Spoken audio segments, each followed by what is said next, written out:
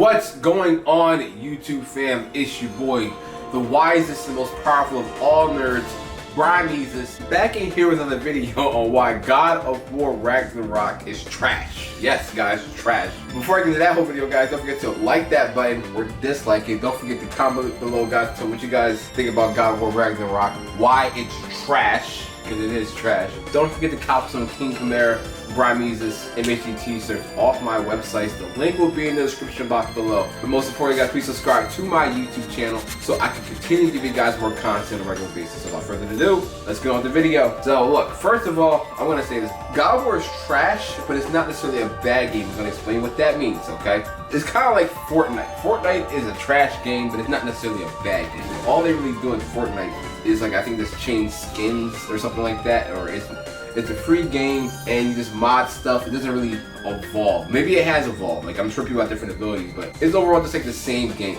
Like, and Nintendo, right? Even though this is more of a Sony problem, Nintendo has been guilty of it to some degree as well. For example, the 2D platform Mario has evolved over time, and then in the new Super Mario Brothers series, from the very first one to the DS to like the very latest one that came out for the Wii U, the gameplay hasn't really changed too much. It was literally the same shit. I remember another YouTuber like mentioned that when the Wii U first came out and then the new Super Mario Brothers U came out for it. It was just the other games with just updated graphics and new maps, and even though there was like more interesting maps and stuff per se, it didn't necessarily change the game, make a game changing, or didn't really push the envelope. When the Super Mario Maker came out for the Switch, that joint took off because that was pushing the envelope to say, you know what, let's give the ultimate control of the game back to the player instead. Now, when they ran out of ideas, they said, look, we're gonna give you guys the control to make the best Mario game possible, and that really pushed the envelope of the Mario series. It was like they realized that they hit like a peak, and then they say, you know what, here, you guys take it. And that was a really ingenious idea by Nintendo.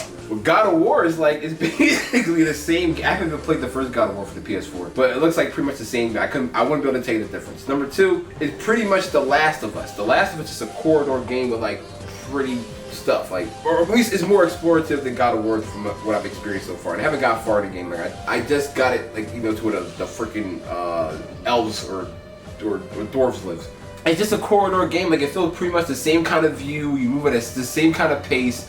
You don't really have that much autonomy or control of your character. You gotta press like buttons to access certain areas, like whether it's climbing up somewhere, climbing down from somewhere, going through a door. Like, for example, in Legend of Zelda, you can like climb the mountain, jump off the mountain, glide. There's so many different ways to maneuver with your character. God of War, not the same. And it basically feels like The Last of Us with a God of War skin. Like, it's pretty much how it feels. Like, the aiming is a little difficult. You can't really lock on the enemies. You gotta constantly go loot gear along the way. It's just a prettier corridor. It's like, for example, you used to have like these corridor games that were just very basic, and they try to make it like a real life simulation. In order to make it feel like more immersive, they just up the graphics. Like, oh, it looks more real. Oh, it looks more real. Oh, it looks more, but it doesn't feel, it doesn't engage you, it doesn't immerse you. And on top of that, what my big problem with Sony games, right? They're really big on cutscenes, right? Nintendo cutscenes are very short and sweet and memorable, right? Sony always had a habit of making these very elongated like cutscenes since Final Fantasy in every game they have. You're supposed to be playing the game, not watching the game. If I want to watch like the game, I'll watch like a movie or whatever. That's why I've never been like a big fan of Twitch. Like, I like to be in the game. Like, that's why I'm a professional fighter. I like to be in the game. But Sony, it's like, oh, we watch the game. Don't experience it. We gotta watch the game. God. Literally, like, okay, like God of War, like it's like, it's all like kind of like a crazy cutscene, even like in the midst of playing. Like, it doesn't really feel like you're in the game. It's like, press a button, activate some kind of cutscene that does something. Like, even like when you kill an enemy in a brutal way, it's like, cutscene. You know, it's like Uncharted or whatever. It's like their whole gimmick is like, you do some awesome cutscene. This is why Super Smash Brothers as a game like thrives so much as on a competitive level, because everything's improvised. You don't really get to watch cutscenes. You know, Street Fighter survived so long because it hasn't been a fighting game that was based off cutscenes. Even Dragon Ball Z Fighters was better than the Budokai series because they had lost so many cutscenes. And here's the thing, like, and also, God, I swear to God, I'm playing this game. My very first time playing God of War on God of War going the hardest difficulty. The game is not that hard. And I'm not trying to say like, okay, look, I'm the most wisest, most powerful all nerds. I'm not great at video games and pretty much everything else that I do. but it's such an easy learning curve. I die for the mere sake of like trying to explore all the options and controls that I have. Like I don't die because like I have a trouble beating a certain part. Like I'm trying to explore everything like Kratos can do like at the beginning, so I get like a hand of the controls. It's not like I'm dying because like, oh, this is whatever. Like the combat's pretty slow. Everything's telegraphed. You can just press side to side to dodge attacks. It's not hard. It's not hard. Or you can just block, and then like it tells you, even the God of War mode, like big circle or red circle, yellow circle or red circle, that like what attacks can be blocked or just dodge. And like the combat's very like arithmetic. It's very arithmetic, and it doesn't really allow, from what I've experienced so far, for like a large array of options. Like you get to unlock more skills and whatever. I've seen that, but it doesn't seem like it's not an open-ended experience as far as combat. You know, like you can't interact with the environment as much as you can in other Nintendo games. You can't like use the axe to like pull a tree over and hit somebody.